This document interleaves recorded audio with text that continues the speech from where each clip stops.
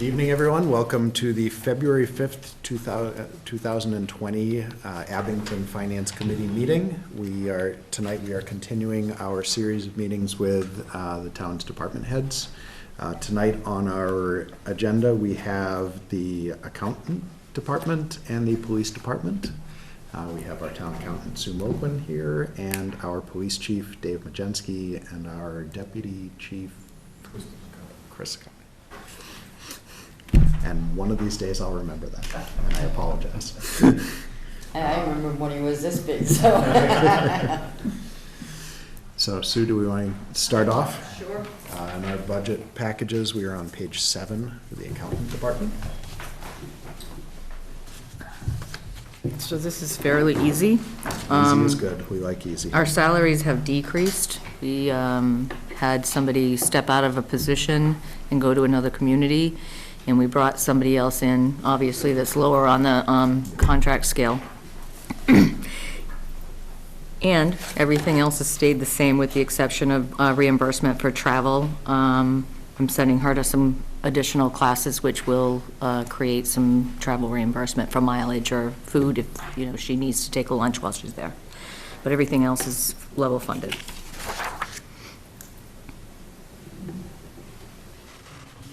Can I ask what longevity means? If you've worked for the town for a certain amount of time in the contracts, there's different just get steps more of getting a bonus, sort of. Got it. You can't call it bonus.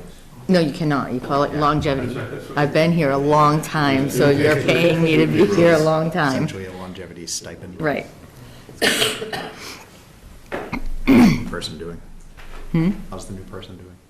She's been here a week, but she's doing very well. Hard to From tell. what, Hard yeah, to right, tell after you know? only a week. Yes. So. All right.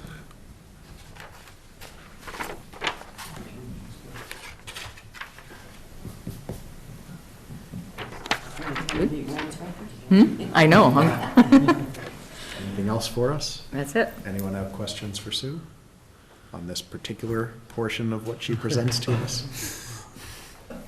Okay. Assuming at a different point, we'll go over all the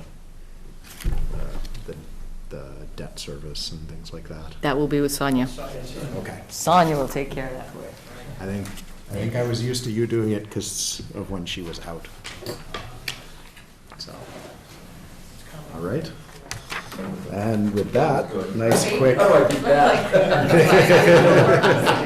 They got 6 minutes. If you walk up and say, our salaries have decreased and everything else is level. We're close, but no, not so much on salary, but. Not sure we want that for our police department, so. It's all good. Let me just start off by I always like to give everybody a copy of, just in case you didn't see it, the town report, which I'll brief over. Sorry, you're welcome.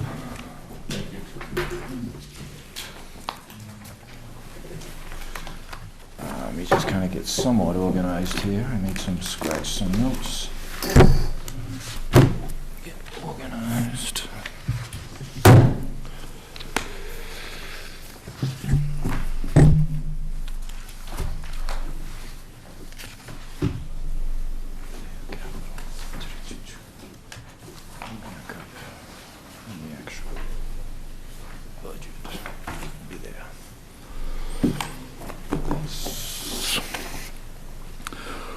So first and foremost, good evening. I'd like to just say thank you for what you guys do. I know you volunteer your time, and I know you're taking time away from your families, trying to do the right thing, trying to make decisions, trying to get information, trying to do what's best for the town, and I applaud that. That's important. It goes unnoticed. It doesn't go unnoticed by me. I know many of you have been here for a long, long time. Some are new faces, and thank you. And don't be afraid to ask questions. If I do my job right, you won't have many questions. But I thought I would kind of just go piece by piece. It kills me. When I first started 17 years ago as chief, I didn't need these, but unfortunately I need these now. It's killing me. Vanity's killing me. I'm there. So I figured I'd kind of go through things methodically if I could for everybody, and then I'll end with the budget, because the budget is kind of, it's pretty straightforward, and I can, and if I kind of explain things up front, you'll understand why the budget is the way the budget is, which is, in a nutshell, expenses are almost exact, and personnel costs have gone up. I think it's $212,000, and I'll explain that hopefully here, and then outline it again in here for everybody. We're on page 35, starting on 35. So I thought I would start with the articles and the capital plan, just to give, because I always forget this every year, and then we inevitably, I get a phone call, and, because we forgot to do this, so, We appreciate this. yeah, so just, hopefully I'll do this a little bit better this year. So the police department, one of the articles we're asking for is a siding for the police department. As you know, the police department's about 12 years, maybe 13 years old now. $6.3 million is what we spent on that. I think we're probably 2/3 of the way through, if I took a guess on the town paying for it. If I guess, that's a guesstimate. But I'm looking for $120,000 to replace siding that's falling off the station. Now, we've had, just so the questions, we've had town council look at this. We had the, through the town manager's office, we had the building inspector look at it and say, yeah, it was installed faulty. There were some issues with the product that they put in. We didn't catch it. It's beyond time to try to go after the contractor. Lesson learned for everyone here. So I know you're talking about some other buildings possibly being built. At the time, you budgeted, I was basically the clerk of works. We budgeted 4 hours a week for that. And in between other things going on, I was the clerk of works for the project. And I would recommend, if you're building anything forward, you have somebody in, regardless, I wouldn't know, I don't know nail size, I don't, siding size and all that, it was that intricate, but you want to get somebody really, it's worth the money up front for what it's worth. So I got estimates of $80,000 to $140,000. I got 3 estimates, and I'm looking for 120. Now, of course, this is just money to go out, and then we go out to bid, and I just needed a starting point, something to put on town meeting floor to say, this is what we need. Unfortunately, it's all fallen off the station. It's sad, but it is what it is, I guess. Very quickly. Please. As Dave mentioned, we did speak to town council, we did some research on the documents at the time, going back 10 years, and there isn't any recourse after 10 years for either the general contractor or the sub-bidders. The problem was, as Dave said, the product was a wrong product, it was poorly installed. At the time, even though Dave says he was basically the clerk of the works, there's an architect who is the designer who is submitting reports to the building department. The building inspector is not responsible for inspecting everything to code when you're talking about a capital project like that. The person responsible to presenting the building department signing off on his or her liability is the designer, the architect. That was done, but there's no recourse after 10 years to go back and either the designer, the architect, or the GC. So it was represented poorly either by we'll say incompetence or laziness by the architect at the time. And I believe we discussed this at a previous meeting. Yeah, I'm sure, yes. I assume we're not going to use this. Go ahead. No, I was just going to say, I assume we're not using the same contractor. No, we shouldn't, but, that's one of the issues is always that we want to get the low qualified bidder. That's always difficult with you get the lowest qualified, and the qualified is a difficult thing to try to figure out, but sometimes, we're sort of pushed towards going to the lowest bidder, and sometimes when you get the lowest bidder, you get Get what you pay for. the lowest bidder. So that's, Have we tried, I know it's the 10 years it's happened, but have we tried to contact them? And some people do things in good faith, also don't like their name to get thrown all over the place either. Have we tried? Call that contact. Contacting. Well, give me his phone number, I'll do it. I think you spoke about, I'd be happy to give it. Please send it. perfect. It Yeah. would make my day. So on some of the, Our designated bulldog. I love it, I love it. And you fit the mold. And that's a compliment. Husky bulldog. So some of the other things, revolving account, we're doing the same motor vehicle citation revolving account. It's an ongoing account. It's used for equipment and grants only.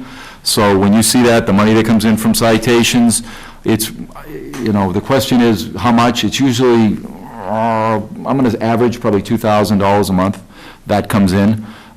We use it only for equipment, and I'm very particular about that. It's not overtime. We're not going to, or grant money. It's not used for offices or overtime.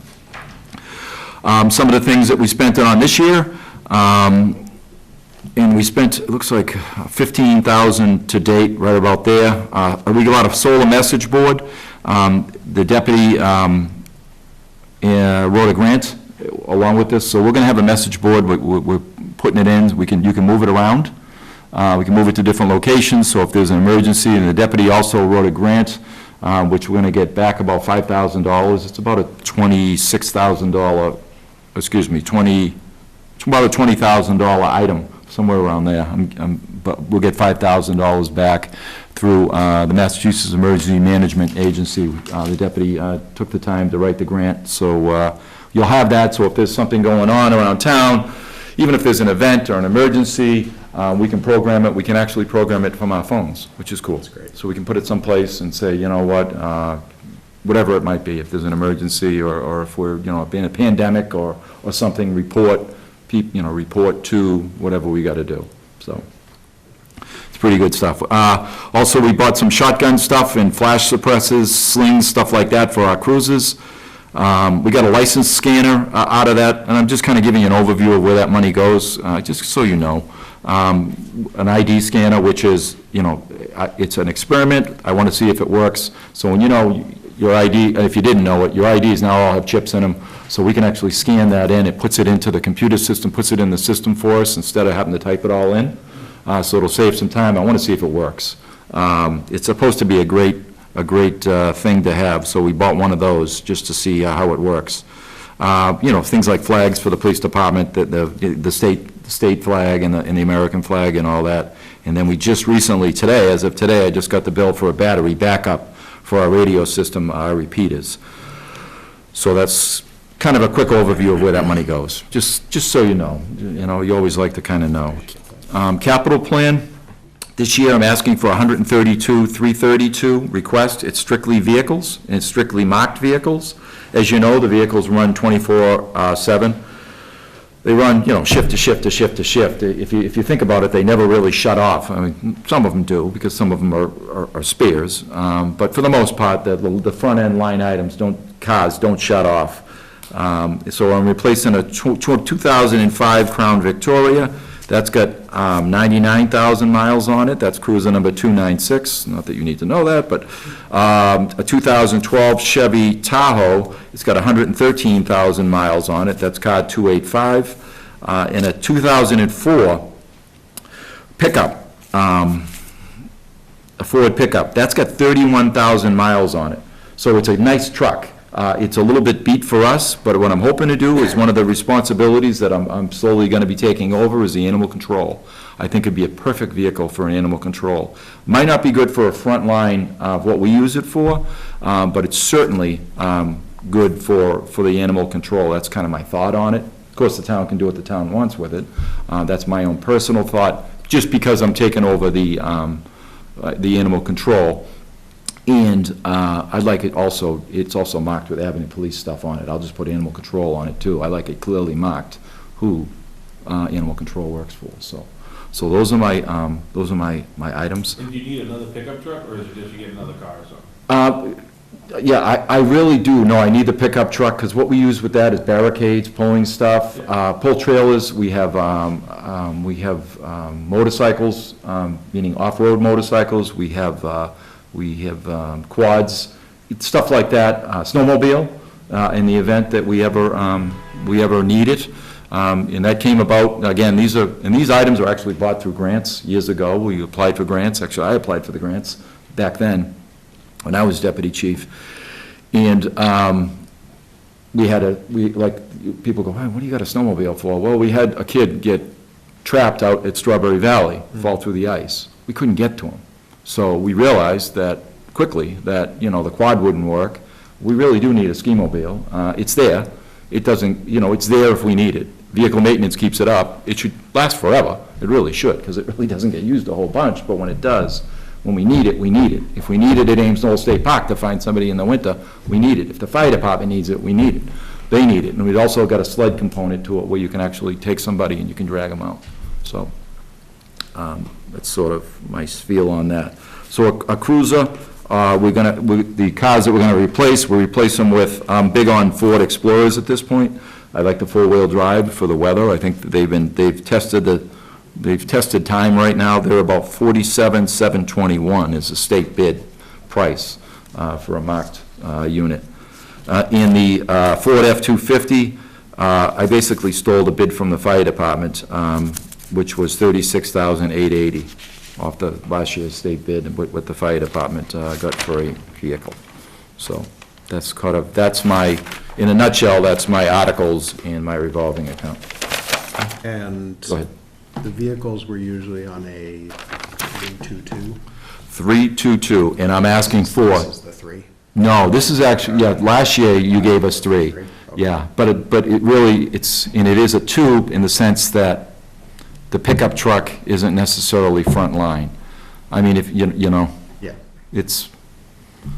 but it is a 2004. But again, it's only got 31,000 miles on it.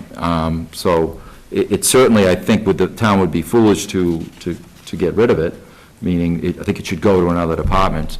At the very least, the highway department could take it and use it maybe plowing or moving around. I'm not sure. Or, that's the ultimate decision. 250? Yeah, it's a 250, yeah. It's a 250. So it's a nice vehicle, but it's just a little beat. Who makes that call? Go ahead. What to do with the truck ultimately? Well, ultimately, it would kind of be me. Okay. But I always defer it to the town manager, and we ask, does anybody need it? Anybody within the town need it? The F-250, I love animal control, because I just think that's a natural fit. But if animal control said, listen, I'm all set, we don't need it, and then we'd give it out to any other department that needed it, that might want it. And if that doesn't work, if nobody wants it, we put it out municipal bid, and you get the best price for it. So that usually goes through the highway department. Jack Kane does the municipal bid, and people go out and bid on it, and then that money goes back into the town coffers. There was a time when we used to trade them in to the dealer. I don't know. You don't really get a great price. You're better off going municipal bid. I think it's fairer, and I think it's more transparent. People bid on it. So kind of an overview of the town report that I handed you, some of the highlights. First of all, I thank the town people in it for supporting Sergeant Kokuris, who, as you know, passed away last year, and I applauded the fact that our police officers, even though there was obviously difficult times they were going through, still continued to provide the best service possible to the residents.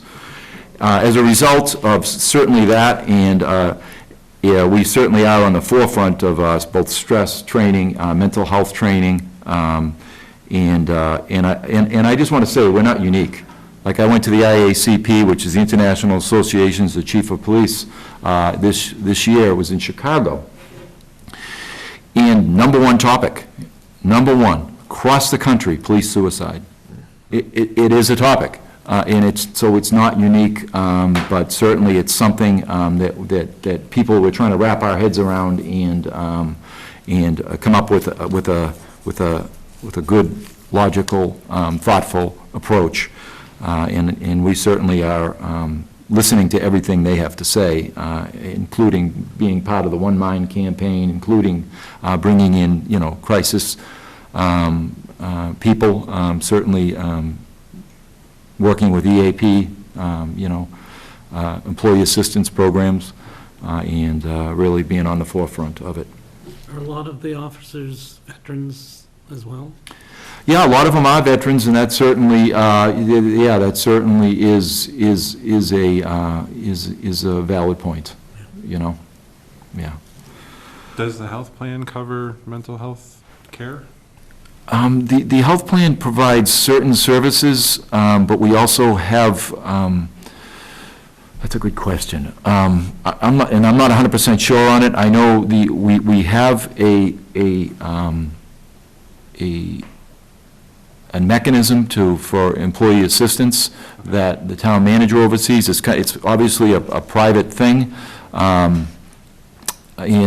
I know people have taken advantage of it. We also have peer support. We're part of MetroLEC, Metropolitan Law Enforcement Council, where we have police officers that are peer support people. We've used the services of them, which is because sometimes police officers like to talk to other police officers, working police officers. We've used outside agencies, and I've even sent people, if need be, in the past, I've sent them to see, private counselors. And we've picked up the tab on that, to be honest with you. We did it, in the past. It was a long time ago, but we certainly have done it to Even with give people. the EAP program, with the town, I believe there's a couple visits that the employee can get. And then we get somewhat of a recommendation from them on where the employee stands. In the past, when we had an officer take advantage of that, it was recommended that he continued to see the person a little bit longer. Right. And it was something that we had to incur in the budget. Okay. But it was worth it. We sent him for 3 or 4 more visits, and everything seemed to be okay. And it was a complete turnaround, so it was a small investment we had to make to do Yeah, that. to keep our people safe and keep them, Mentally sound. yeah. So the health plan is the town health plan, or is it Yes, a? the town health plan covers all of the town employees. So some of the community policing initiatives that we did this year, and this was under Deputy Chief Cutter, came up with the thought pattern of doing community policing. So we do policing, and then we do our stuff. We do a lot of different stuff, but then we wanted initiatives. We wanted people to come up with their own thoughts, their own ideas. The deputy came up with this thought, and we had a staff meeting, we brought everybody in. Each sergeant could come up with their own idea and their own thought of what we're gonna do during the summer months. And it was a program that they owned, that they thought of, and that they thought was important. Some of them were the state parks, signage, and extra patrols. Some of the midnight guys thought that was a great idea and thought it would be a better idea to have better idea of when the parks were closed, better idea working with the state in our parks and signage and extra patrols. One of the other sergeants, we worked a different shift, and speed was an issue for them. So he put together a video, did an actual public awareness video, public service video announcement for speed reduction. Somebody else did Coffee with a Cop, which residents could come down and voice their concerns or any issues they had. We even had Lawrence Guy from the New England Patriots, number 93. He came down and through some connections that we had, were able to get him to come down. He gave out, it was unbelievable. He gave out coffee, he sat at the window. What a wonderful guy, what a nice, like a really nice gentleman. And he jumped in and helped out, and we got pictures with the officers and pictures with the public, working the windows at one of the local coffee shops. And then another officer did senior scams. He went to all the senior centers, all 3 seniors, the different, either living centers and the senior center, and we had the seniors come down. We did scams and frauds and talked about, what these people should be looking for, what some of the frauds that are coming out, and what we're seeing. And that was Officer Simmons. He did a great job with his supervisor. I think it was Sergeant Doherty. Sergeant Cutter, he came out and he got together with Lowe's. And we did numbers. So we got numbers for, because he said, geez, we go to these calls and we don't know what the house numbers are. So we partnered with Lowe's. Lowe's said, yeah, we'll donate. We'll donate the numbers. You give us the people, we'll give you a card, we'll go around, look, and, and we'll clearly mark and give people the numbers for their house. So that when we get a call, I mean, that's a big thing, and if people are listening, just to make sure that, clearly, that we need to be able to, God forbid you have an emergency, we need to know where you are, and it's such a simple thing, but sometimes people forget it. They get fancy with their numbers, and, at night, honestly, at midnight or whatever time it might be, it's hard to see. You don't always find those numbers. So if you can make it easier for us, it's good stuff. So that was Deputy Chief Cutter came up with the idea, and I thought it was a wonderful idea, and I think we've talked about doing it again this year, and it was well-received by the officers. They get a level of satisfaction from it, from, hey, their own little ideas. And these aren't ideas that we came up with and said, you will do it. These are ideas that they came up and said, we want to do it. Right. So obviously, we always, you'll see that my big thing, one of the things that hopefully that I've instilled in the police department, if I've done anything, we've done community partnerships. And you'll see everything that we do is typically community partners. And some of the different things that we did this year, of like blood drive, we again, got together with the Kraft Foundation. You'll see out in front of the police station. We've done it, I think, 3 times this year. And as a matter of fact, we're getting honored later on this month. I got notified the other day. We're going to get up at Gillette. We'll get honored for doing that. And some of the other things we've done is Giving Tree, where we partnered with Suja Justberg, Michelle Robinson, and excuse me. And Giving Tree, which was we during Christmas season, we forget about everybody. We give a lot to a lot of different things. We forget about the seniors, so it's huge. We get them socks, anything they need, books, you name it. Went over really well. Abington Education Foundation, we've done cruiser rides, working with the local schools. We've worked with Lowe's for food and coats and veterans for our coats this year. 7-Eleven and also Hood Ice Cream, we partnered with them, giving out ice creams, giving out Slurpees. We've done anti-bullying programs. We've even painted, people wonder, like, the police station, the front, we've got an actual hockey thing painted out front where we do anti-bullying with ex-Bruins players and also former professional hockey players. We partnered with the Hug Foundation originally, and worked together with that. So now we kind of branched off and do it on our own, and we've even done it with the high school coach. Did it, I want to say, about a month ago, maybe 2 months ago. We had some programs for the high school kids, and the high school hockey kids now are helping out the younger kids. So it's kind of neat stuff. Some of the proactive stuff we do, obviously drug enforcement. Sergeant Cutter is very proactive. He does a great job on getting out there. He trains other officers. So we take a proactive approach. And I've always said, if you've listened to me over the years, my spiel, it's always been, I believe enforcement is certainly a component. Like, think of it, I think of issues like drug issues, think of it as a chair. You need 3 legs to stand on a chair. For a chair to stand up, you need at least 3 legs, and certainly enforcement is one of those legs. Education is another one, and it's a huge, and I'll talk about that a little bit later, but how important education is. And I think there's room to grow there, but I think the schools do a great job. I think there's obviously room with us with our SROs. I'd like to see growing in a little bit more in that direction, and we're certainly heading that way. So that would be the second leg, and the third leg, an important leg, is treatment. I mean, we can do enforcement and get them into the program, get them into the court. We can educate them. Well, hopefully we educate them before, but if they don't, now we do enforcement. They go before a judge gives them hopefully treatment. So you need those 3 legs, and I've been saying that, I think, for probably 20 years. So we're doing the enforcement component, certainly, but also the outreach. So we're doing the treatment portion too. We are members of Plymouth County Outreach, which is a collaborative effort to, we work with mental health providers. So when somebody overdoses in Abington, let me rephrase that. When somebody overdoses that it's from Abington, so they can overdose anywhere in this county. We're networked. We get notified. We have 3 officers. We have Officer Thomas, Officer Feely, and Officer Sanderson.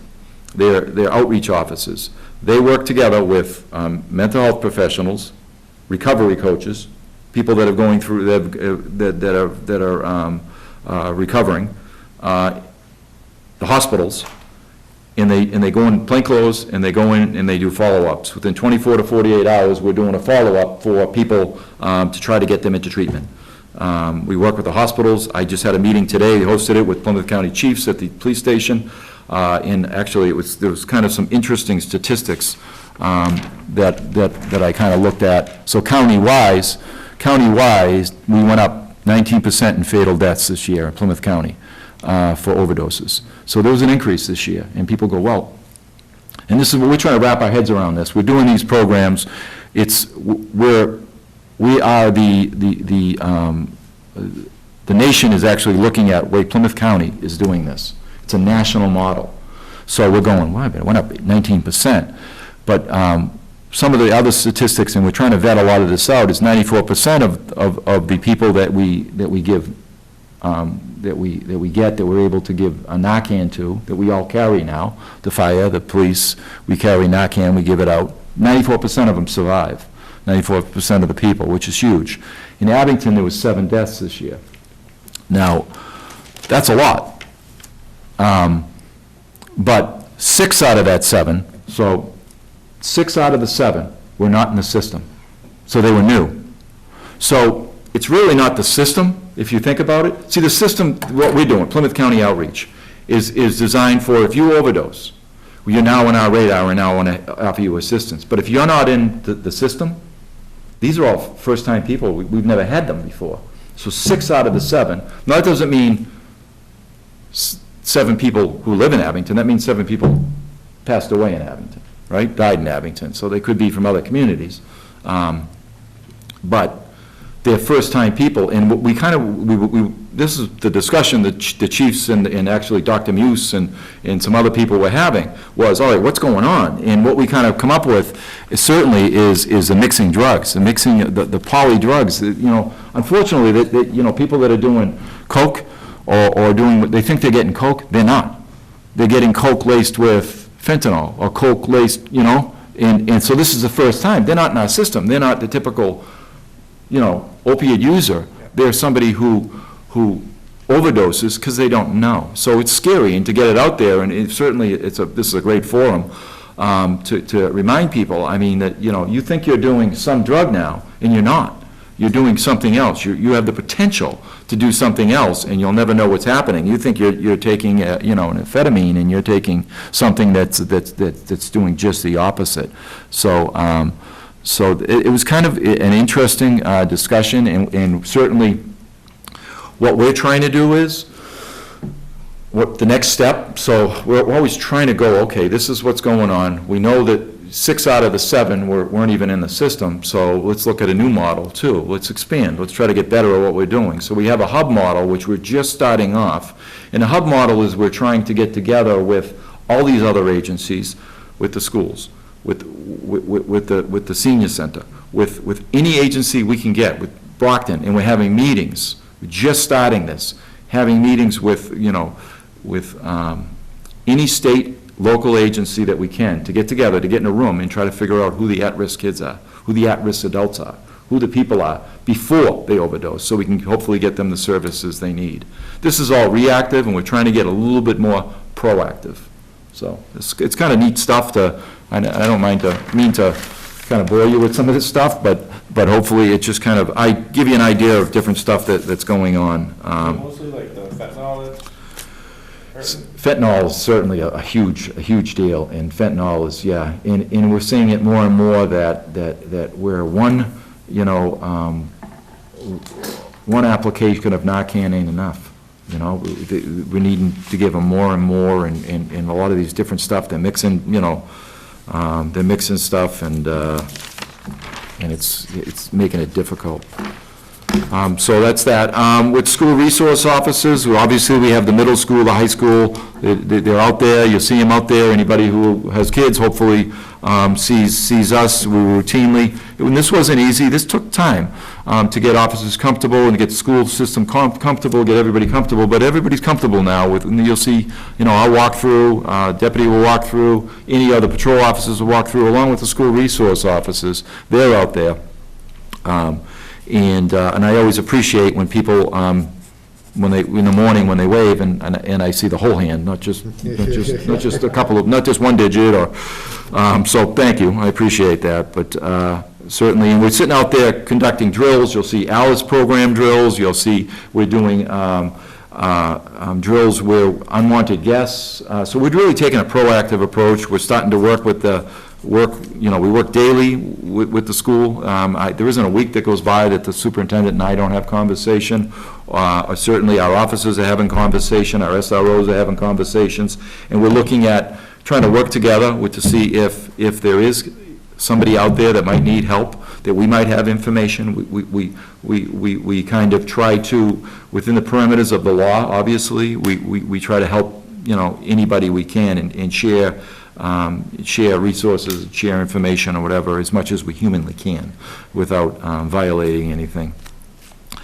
We have safety programs, Halloween and computer, and obviously we're looking at environmental issues. We certainly work with the schools, and it's great. They work back and forth. If we see something going on that we say, geez, maybe a procedure or maybe something should be a little bit different, they're right on it. The superintendent is great. We have a great conversation, and yep, we need to do X, Y, or Z to prevent or look at this something different, or it's really nice.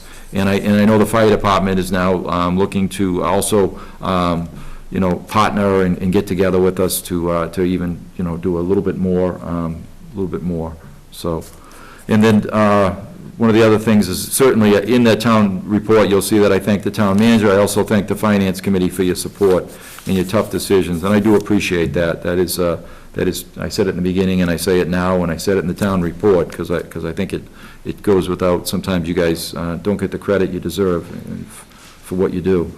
Nixle system, if I can push anything, I always push the Nixle system. Those that don't know what the Nixle system is, it's a way that we communicate. We give out information on it might be road closures, it might be power outages, it might be current events, scams, unusual arrests. You'll see on the usual arrests, we typically, and I always get, why don't they give the guy's name? Why don't they give this? Why don't they? I don't. And there's a couple of reasons. One, legally, they haven't even been arraigned yet sometimes, so it's not fair. And the other thing is, when you do see the reports, the newspapers or anybody, they can go into the clerk's office and get copies of the report, and that's what they do. That's what you'll see. You'll see reports. Sometimes they give out information that I'm just shaking my head at. I've seen a couple of, I've seen at least one sexual assault case that they gave information out that made my stomach churn, because they got that, they go beyond me. That isn't coming from the police department, that's coming from the court system, that they're going in under the Freedom of Information Act and getting police reports before, and that's kind of scares me a little bit, to be honest with you. Because sometimes we don't want to give out information on how, what, where we did things. We don't want to educate people on what we're doing. Redact it? No, we really don't. The new laws and the new are really open, so, it's good in some respects, and I get it. People want to know what's going on, but it can be difficult. So if people want to join, go ahead. Where they want to know for the right reasons. Exactly. And that hopefully they do, but sometimes it gets out on the internet or what, but anyways, it's all good. So if people want to join the Nixle, they can certainly go on our website, AvenetPolice.org, and sign up for Nixle. It's anonymous. I don't know who signs up. I don't know who doesn't. I don't care. So you can sign up. You can get information. You can get emails. We tweet, Facebook. You can get text messages. You can pick what you want to. And I have no idea who's on it. I know the numbers. I know that I could say 1,000 people or whatever it might be, but I don't know who, nor am I interested in it. Training, I had mentioned before, we do 40-plus hours of in-service training, but we also do, we do qualifications. We're an accredited agency. Just know that we do a ton of training, including, we bring in trailers, we do night training, meaning night, 2/3 of our department works nights. So if you can think, so when we shoot, we don't just shoot static, we shoot nighttime, we shoot, no light, low light scenarios. We do online training. I'm huge on online training. It's free, and we do a ton of it.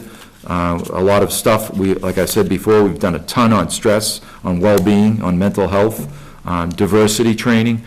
We do a lot on that. Racial profiling, huge issue. Obviously, we are on top of that. Conflict resolution, hazardous materials. That's just some of the training that we do. So that's kind of an overshot. So And it kind of ties into later on to the budget, so you can say, you know, what does this budget mean? What does it mean? What am I getting for this? That's kind of my thought pattern behind doing this. So when we talk about details, I kind of wanted to give you a snapshot of details. For those of you who don't know, so you see the road jobs out there, the road work, officers are out there working, whether they're, whenever they work, even if they're from a different community, it bills through Abington. There's a method to my madness. We get 10% for that. So we get 10%, the town, the general fund, not the police department, the general fund gets 10%. So I asked as an administrative fee. So I asked my records clerk, who also does the details, give me a snapshot of the last 12 months. What have we brought in? So, last 12 months, we've billed $700,000. That's how much in details. That's interesting. It's almost, $750,000, right? So, I mean, that's a substantial amount. The 10% fee, we've made, or the town has made, about $60,000, $59,000. We also charge, and you're gonna do the math in a second, and I'll talk to you about that. I saw the face and I got it. You're going, that don't matter. That don't make sense. And also $6,500 on the vehicle fee. So if there's a vehicle out there, we charge $5 an hour extra. Now, you're gonna go $700,000, 10% of that don't make sense. But we can't bill for state agencies. So when you see them out there, like, say, Gioso, they're out there, they're doing that road work, right? We can't bill. That's a state, they've already, but we can bill for, say, when you see the phone companies, when you see the gas companies, those kind of little things, so that's where it's at. Because I looked at the same thing, I did the exact same thing, I said, wait a minute, this doesn't make sense, this number doesn't make sense to me. She goes, oh, no, we can't bill for that. I said, Also okay. town DPW, right? Yes, correct. We don't bill ourselves. Yeah, we don't bill ourselves. So in the case where you were helping with the garbage delivery? Yes. You guys were following them, did you bill? They paid the 10%. Okay. Yes, Okay. yes. And they paid a higher rate because it was weekend and it was strike thing, so they paid a higher rate. There's a strike, in their contract, there's a higher rate for contracts, so they were paying a substantial amount. Not only for the details themselves, but the town was making money. And we were billing for the car, too, for each one of those cars. Yep. So we were billing the 10% at the higher rate and the $5 an hour. So, does that go into the overtime budget, or the No, officers were thank you. paid based on the money that they're?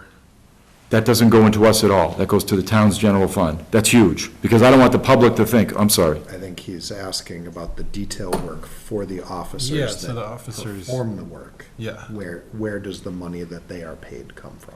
Okay. Is the question. That comes from the contractor themselves. Okay. That's what I So, was- yes. okay. So we have, through the efforts of the Finance Committee, we have a revolving account where I think we put $60,000 in it. Was that last year? that we did Yeah, that? last year or the year before. So there's money, so the officers get paid, and then we bill out. And then fill it back up. Yeah, and then, so that money goes back in, it fills back in, and the 10% fee or the cruiser fees, that goes to the town's general fund. Yep. So that goes into, so we don't get that extra money, you know what I'm saying? That goes to the town's general fund. We just keep with the $60,000 that the town originally gave us. For the newer members. Yeah, that's good stuff. That are on, when we put that into its own fund, it was to be able to get the payment out to the officers quicker. Yes, exactly. We're waiting 3 to 4 months to Oh, get paid. jeez. Yeah. Right, because we had to wait for the payment from the company before the money could go out to the officers. This way, where we have the revolving fund, we can Sure. pay out the officers, and then the money comes back in from the. And that was that whole flagman thing back a couple of years ago, and a lot of it was, they were waiting 3 months to get paid. I mean, I wouldn't, you know. Anyways, okay, so now I'll give a kind of a personnel overview. We have 31 full-time officers. That hasn't changed. That's what we have budgeted for. I have not asked to increase any more officers than I have than the year before. I'm sorry, Chief, what was the number again? 31. That's counting all of us. That's counting myself, the deputy, everybody. 31 full-time officers. That is the same. So there is no, I'm not asking for any more officers. And we're currently, right now, as we speak, I'm operating with 24 officers. That's, again, counting us. And I'll explain that. I got one out who's gonna be out for the next, at least, I think, 3 years. He's out on military leave. But I'm gonna fill that position, so just know it. But I just want you to know that, there's a lot of monies that we spend or in filling, that the military people, they do training on the, monthly. Some of them go away. I just had one of my officers just told me recently that he's gonna go away for 6 months, and then he might extend it after that. I just had somebody that works for me who was Yeah. out for almost a full year. Yes, I've had somebody out for over a year and a half, and he just told me I'm gonna stay out 3 You have more. to hold a job? You Yeah. absolutely have to For hold a 5 job. years. That is. Yes. Oh, because it's That's- military, I'm it's- sorry. Yeah, that's federal Yeah, law. I'm sorry. Yes, yes, You have to hold the position. Yes. And you have to treat them as if they were here. Correct. As far as benefits, time, benefits, increases, steps, I'm sure for you guys. For me, Mm-hmm. we have to review them as if they were in the office and working. you got it, Which is not exactly. the easiest thing to do. No, no. But, so I am gonna fill that, just because it's, it makes sense. I know when he comes out in 3 years, if he does end up coming back, then we'll figure that out. Or whoever's the chief will figure it out. So we have one that's due out of the academy, so I said 24, because I want to get to the 31, so you know where everybody is. One out of the academy, he's going to be on Valentine's Day, so on February 14th, we'll have an officer out of the academy, so he'll be on the road, he'll be training. We have one currently in the academy, in a different academy. There's multiple academies, so if I say the academy, there's multiple academies. Exactly, which is not always easy. Yes. So, and we have one that's going to be out in June-ish, right around there. We have one we've just hired, he's slated to start in April, and he's going to be in the Randolph Academy. We have one we hired, and we're going to train him on the desk until the next academy starts up, because we can't find an academy. The one we had to use the Abington, we have a person that lives in town, I won't name that person, but they live in town, we had to use that, like, hey, you are in town, we're trying to get, to get them into the academy. That's how hard it is sometimes to get somebody in an academy, because they fill up quickly. So we had to kind of use the Abington card, and, hey, you live in town, but can you help us out a little bit? And they did. But, so we get, and then we get 3 that we've hired, we've already given conditional offers, but they're in various stages of the process. Meaning one has to do the PAT, the physical agility testing, one has to pass the psychological, he's scheduled for that, and one has to go through some medical hurdles that we're going through. So that accounts for all 31 officers, even though, like I said earlier, we have 24 right now that we're working on. Some of the other things that you'll see in that is that we have hired dispatchers. I have one full-time dispatcher that works, she works full-time. I'm always trying to play catch-up. We now have the ability, through good negotiations with the town manager's office and the union, we have the ability to hire dispatchers. I have a full-time dispatcher. Her salary, just so you know, it's $45,488. It's an annual salary. And then I have 3 part-time dispatchers at about $18,180 each. So they're 16 hours, so they don't get benefits. Of course, the full-time the full-time dispatcher, she gets benefits. The others are under the 19 and a half hours, I think it is, threshold. One of the new things, so that they have been, so I have had them, they have been working for me for the last year. That's not, I'm not hiring them now, but one of the things I'm asking to hire now, and it's kind of a new thing, that again, through the negotiations with the union and the contract, the most current contract, we have the ability to civilianize a court prosecutor and evidence officer. We have police officers that do that. I'd like to civilianize those positions. It's unique. We'll probably be one of the few departments that does this. I think it's thinking outside the box. I've advertised a position, or let me rephrase that. I'm asking, and I'm looking at the position. I would advertise it if you guys approve it, or if the town meeting approves it, at $66,268. that would be about 30, it's almost 30, a little bit less than $32 an hour for the positions. So one person would handle court and also handle evidence, 40 hours a week. There's no reason that those two positions can't be done. And you would say, well, why do you want that? I would say, well, right now I have my SRO, one of my SROs, Lynch.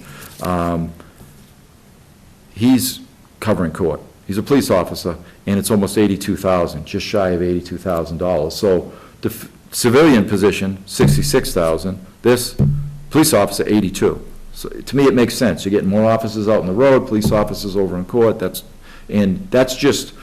Then I have another officer that does the evidence, so he's spending time. So it would do the work of two people, and at a lot less of the cost. Now, I've also done it the other way. I've said, okay, when I don't have the manpower, because I'm really strapped, I pay overtime.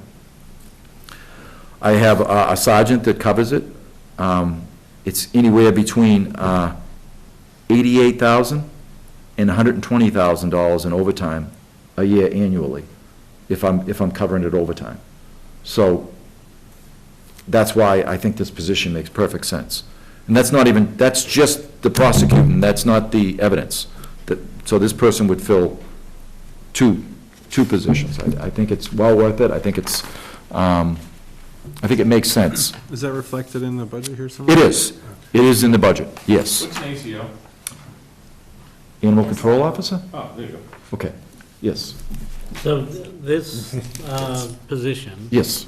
is, SRO, in a school way, resources. it gives you a new patrolman. Yes. Yes, So you're hiring a patrolman without, for correct. less money, kind of. Exactly. Yeah. No, that's exactly right. 100% right. It's the same thing idea as the dispatchers. You get the police officers off the desk, you get them out on the road. The dispatchers are obviously, 88,000 versus 45,000 or whatever I just said there. What'd I say? Yeah, 45, 488. So it's just a great way to get police officers out on the roadway and get, it reduces, it's safety for the officers, it's more coverage for the town, and it's less overtime. So it pays for itself, I think. That's my feel. I also want to talk about people, just in case they ask about, potential departures. We just have a civil service exam. I've got a couple offices that are, other communities are looking for offices. So I got one officer that's, talking about Bridgewater, possibly not transferring, but getting hired there, because it's not a transfer, it'll be a hire. I got another officer that's looking at Randolph. And I don't know if they're going or they're not going. I know they're looking at them, and I got another officer who's looking at Braintree. So it's difficult. And I just, I put it out there. It's a one step forward, two steps back. We get people in. It's just a hard thing. And it was interesting. I got a call yesterday from Swampscott chief, who, Swampscott, he was looking for numbers. So he said, Chief, we're next to Lynn. I go, okay, our population's 15,500. Okay, sounds familiar. We're there. I get 32 officers. Yeah, okay, we're there. What's your budget? I says, okay, my budget's, basically, I think it's, what am I asking for? 3.7 this year. So I said 3.7. He goes, they're killing me. He goes, I can't make it. His is 4.1.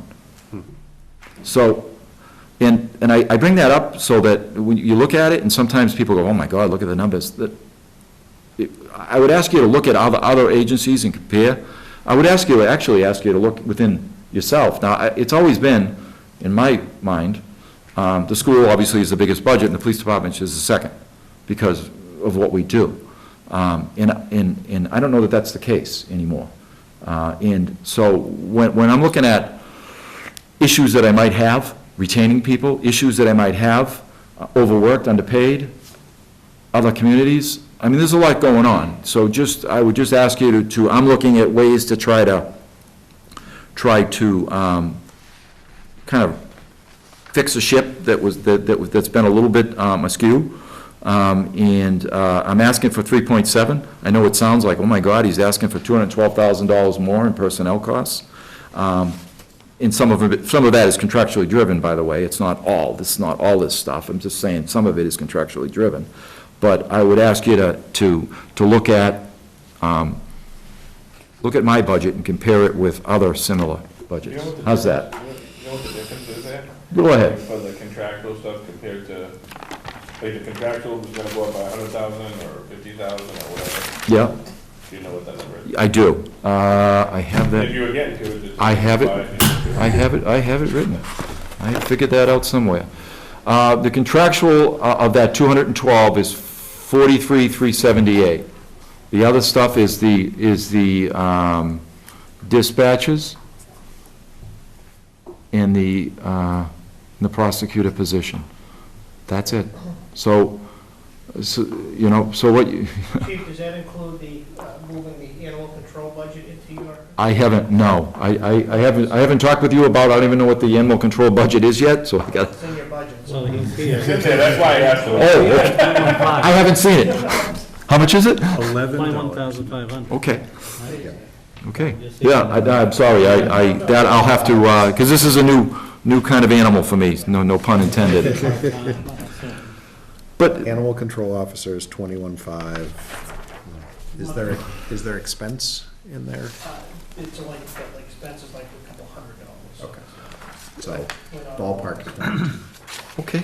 So when people leave for other communities, Yeah, is go it ahead. because they're going for more money? Is that, There's a multitude of reasons. So, you know, I'm not going to single it down to any one issue. Some don't like the philosophy, you know. Some, it's a community they live in. okay. Some, because don't forget, not everybody comes from this town that we hire. That's a whole nother discussion on civil service, why I think it's so important to get rid of civil service. My humble opinion, I'm not alone in my thought.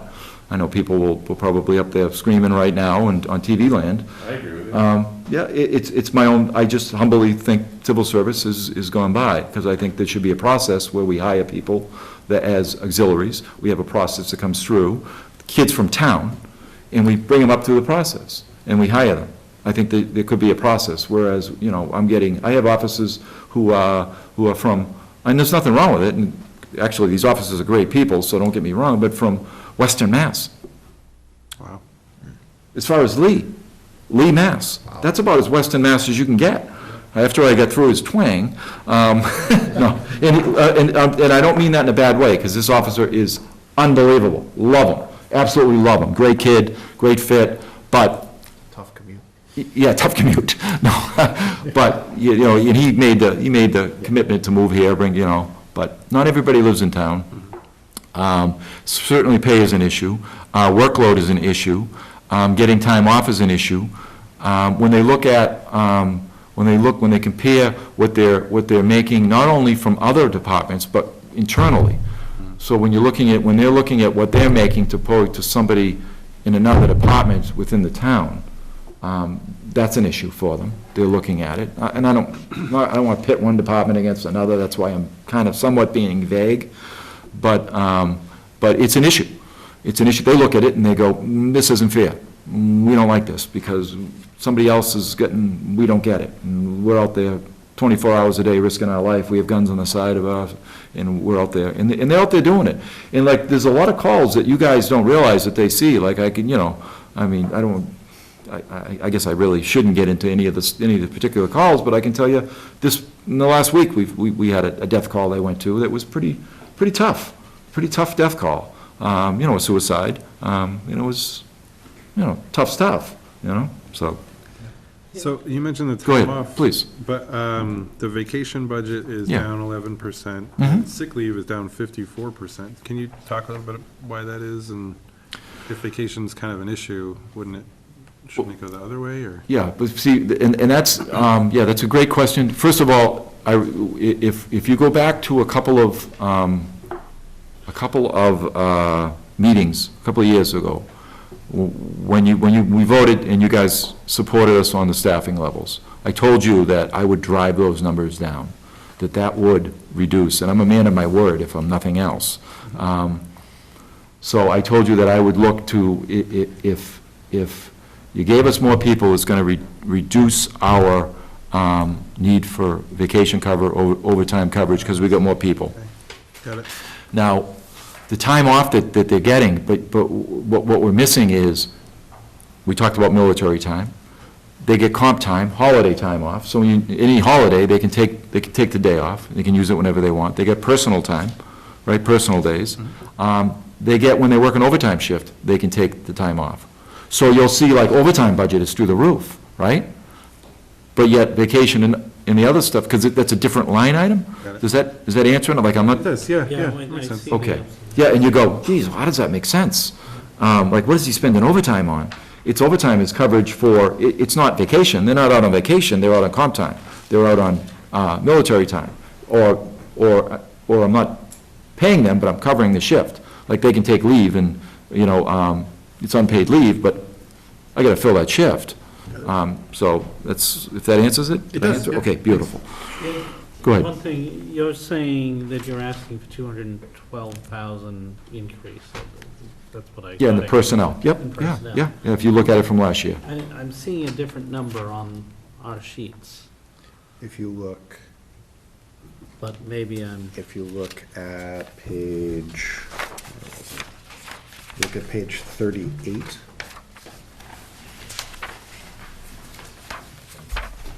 To it, last year's voted budget was 3,177,413. The requested 2021 was 3,375,855. all right, so it's just, this isn't, for some reason, there's something else going on to the front page. Yes, Okay, so that's something we'll talk with the accounting folks. yeah, I think, difference between the chief's budget, the town manager's Yeah. recommendation. I think it's Rick that's messing with it. No, it's not the town manager's recommendation, this is the, You can cut me already. See? but Come on. Which page you're looking at? the first page, the top page of our package. Okay. This is the recommendation, but this is the,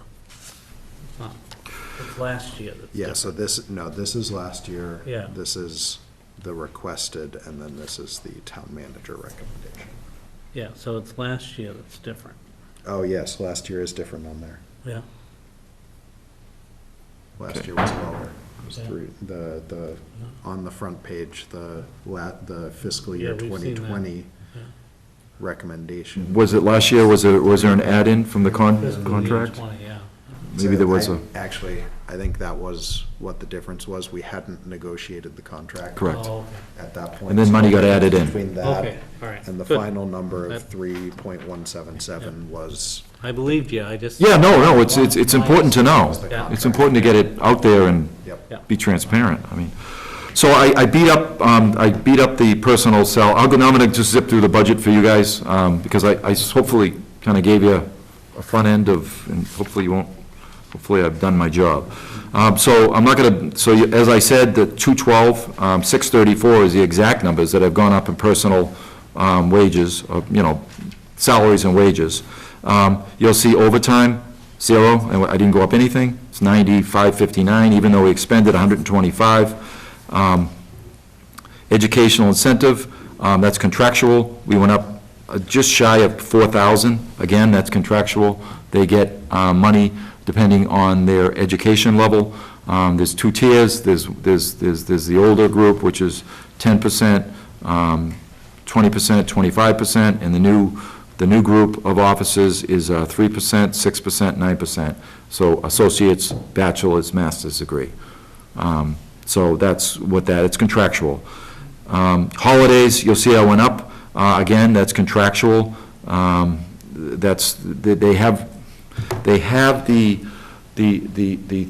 thought of they can take the day off, or they can take overtime. No, I didn't say that right. They can take the day off if there is a holiday, or they can take the straight time. If they take the day off, typically I have to fill it with overtime, if that makes sense. They get, 11 holidays, I believe. The specialist stipend, again, it's contractual. That's pretty straightforward. They get stipends for, if they pass physical fitness. They get stipends to qualify. They get stipends for a bunch of different stuff. Vacation, you'll see I went down, I decreased, and that was what I was talking about. I looked at what we expended, I looked at the previous year, which is, hopefully, I'm gonna continue to drive that number down as we get staffing in. Hopefully, you'll pass this budget as I presented. I'll recommend this budget as I presented, and I'm pretty confident that that number will continue to go down. It does, the other effect is it helps the workload for these guys. So it's not only that, but I'm not requiring that they have to work, because there are times when I have to fill and I have to post, and that's stressful, for the offices at times. Gets a little over the top. Again, I went down a decrease of $30,000 in sick leave. I think that's like I said, again, it helps with staffing levels. It helps with the fact I offset dispatchers. This is, when you're looking at the numbers, don't forget, because I have a dispatcher, they have a full-time dispatcher or a part-time dispatcher, when an officer bangs in, when it calls in sick or a vacation, typically I used to have to fill it. Well, because I got the dispatcher that I'm paying less for, I'm still in adequate staffing. I don't have to fill it. So it really does pay for itself, and as a result, you'll see that that these mechanisms and things that I asked for actually really pay for themselves, not only financially, but also in personnel wear and tear, so to speak. Go ahead, please. No, that's what I'm here for. Those are the dispatches you have, right? Yes. Are those in the union? No. Bite your tongue.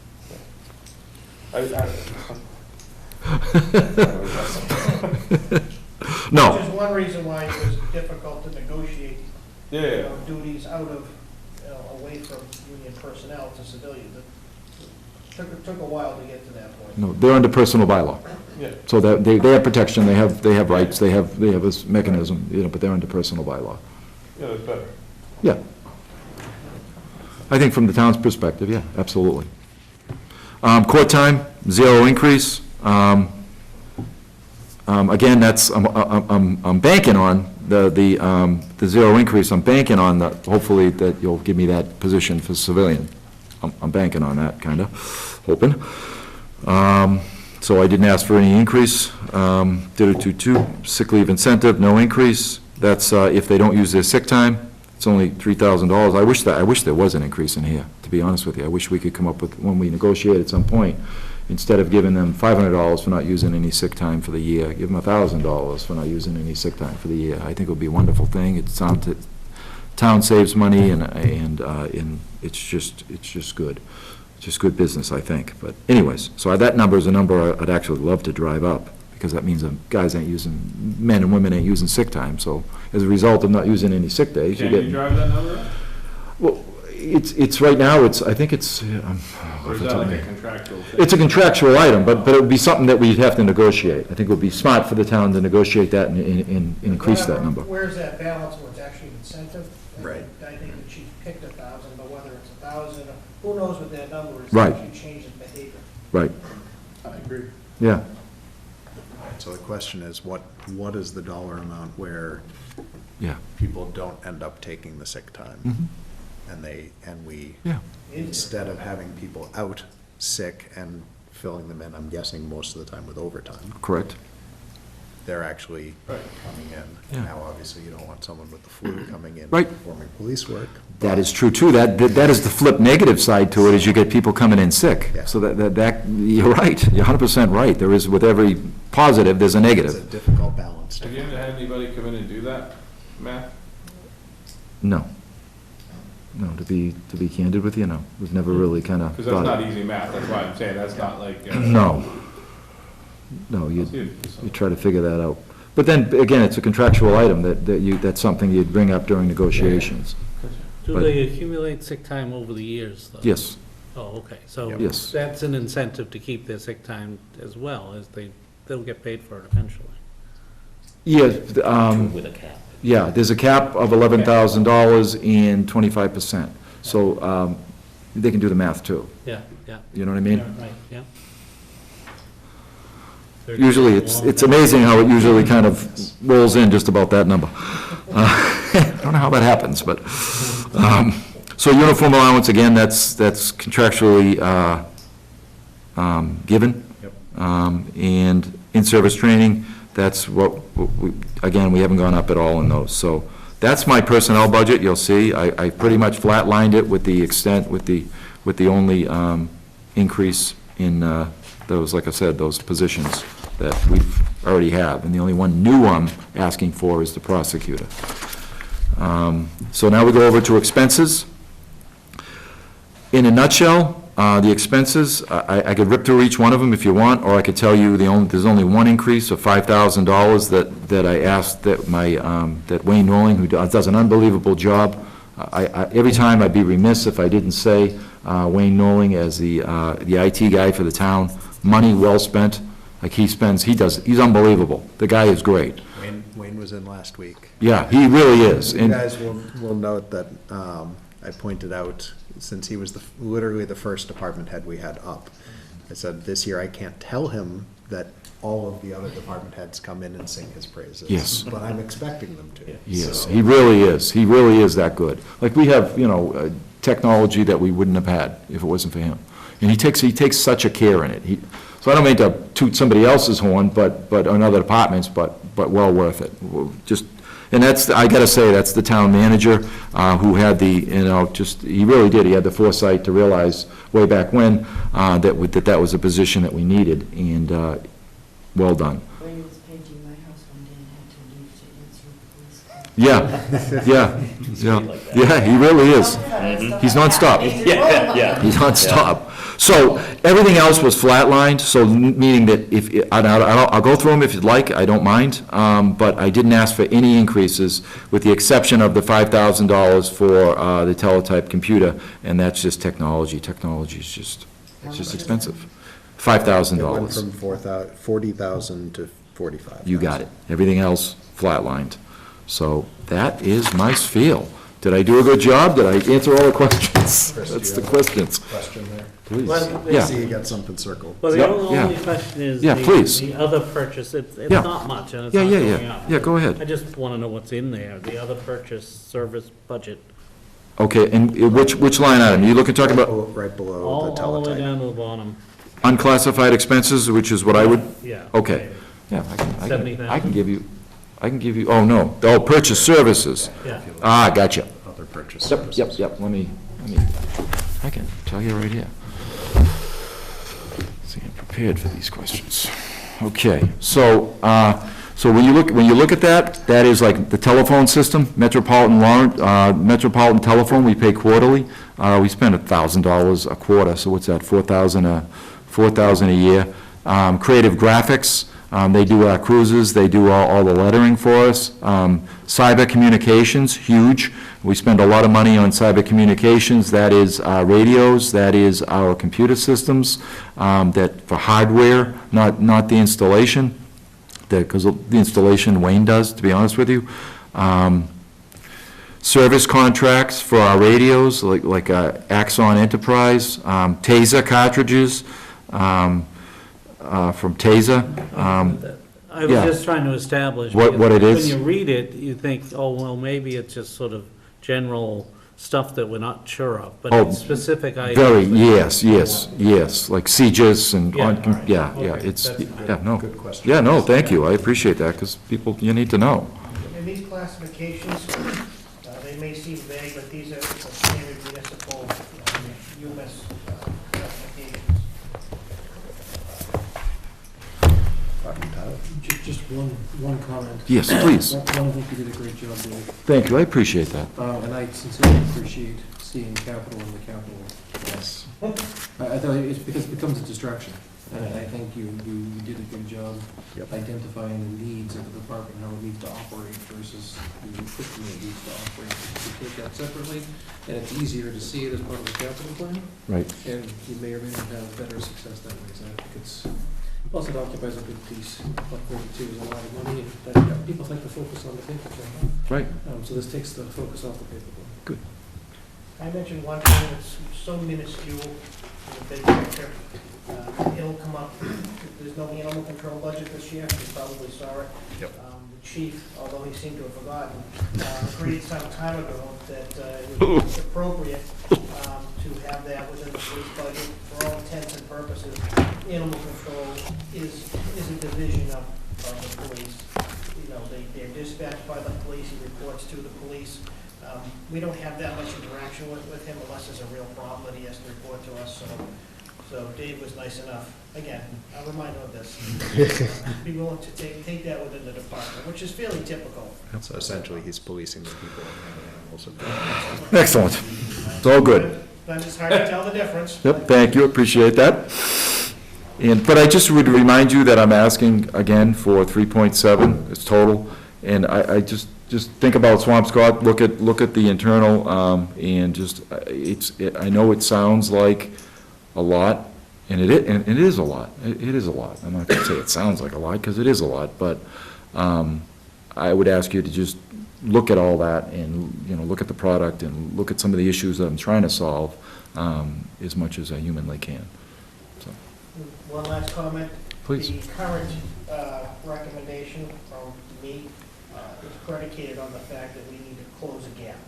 Right. We want to get as close to zero as possible before we try to decide, okay, what's the best, what are the best opportunities for any money we have? Certainly, as Dave mentioned, we did work hard through some negotiations, which some of you are aware of, weren't easy, to get some of these opportunities to civilianize, to maximize the police force that we have. So ideally, we would be able, like to take advantage of that as soon as possible. The animal control, is it like another community as well, or is this one person's full-time job? It's one person. this is new to me. This is one person who gets a weekly stipend of $400 to be essentially on call 24/7. Okay. And we happen to have a really, really good one. That we do. Yeah, he's excellent, but this is not shared with another town in terms of a regional service. And realistically, I don't know that we could get as effective a job for such an effective price. Yeah, You know, that's why I'm asking, like, do they have another job? Yes, he has his own. All right. He has his I own. would certainly hope so. That's why, it's the, Yeah, it seems a it's the little, one thing on the, I mean, I don't wanna Right. say it, but. Right. so it's a retainer, sort of. Yeah, that's He interesting. doesn't get overtime. It's, Yeah. Yeah. yeah, 3 in the morning. And the other thing. Well, my guess would be there are weeks where he doesn't get called.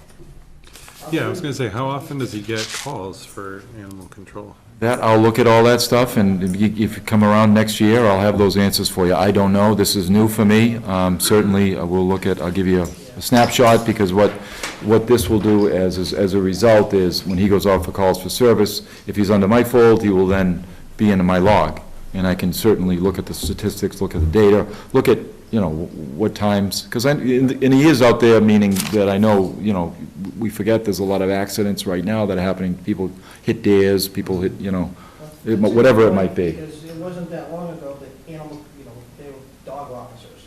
Yes. You deal with domestic complaints over the last few years, and this isn't really something that, let's say, is still that prevalent, but somebody, he deals with wildlife too, whether Yes. it's deers. Yeah. So, Turkeys. Bats in the house, a bat in somebody's house? yeah. I had a coyote in my bank. Yeah, I mean, Yeah. it's, we happen to have somebody My who's parents into know customer growing up, service. so I'm familiar. Stay away from them. Coronavirus. Oof, yeah. Any other questions for the chief or the deputy chief?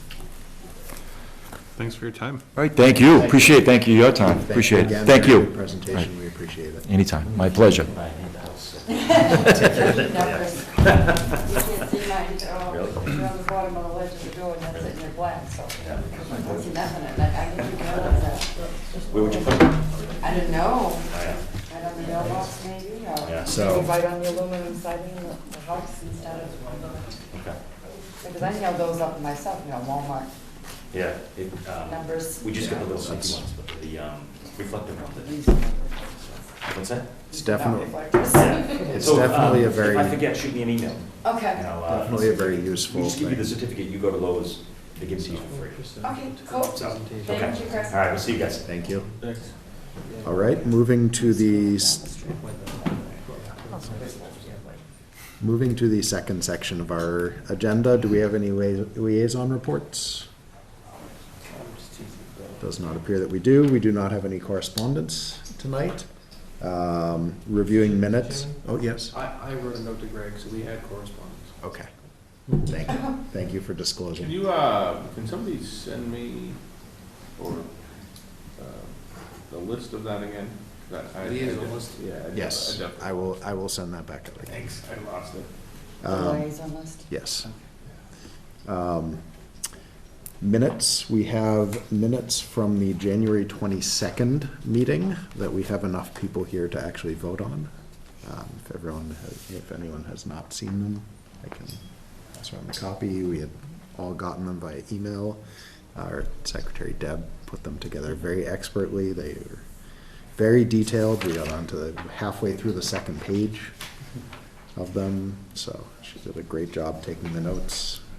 Any motions or comments or questions on the meeting minutes from January 22nd? Okay. No Motion motions. to approve? Oh, there's a motion to approve. Yeah. Is there a second? Greg with the second. Any discussion? Without any, all those in favor of approving the minutes from January 22nd? All those opposed, all those abstaining, they are approved. We have minutes from the 29th, our meeting on the 29th last week. We do not have enough people who were here on the 29th to vote on those minutes tonight, so we will hold those over until next meeting. And our next meeting is next Wednesday, February 12th, again at 7 o'clock, open to the public for anyone who wants to come and fill up the seats in front of us that are nice and empty tonight. And with that, does anyone have anything else to bring up? Any questions, any comments, any motions? I think a motion to adjourn? I hear a motion to adjourn. Second. And a second. Any discussion? All those in favor of adjourning? Opposed? It is unanimous. We are adjourned. Thank you very much.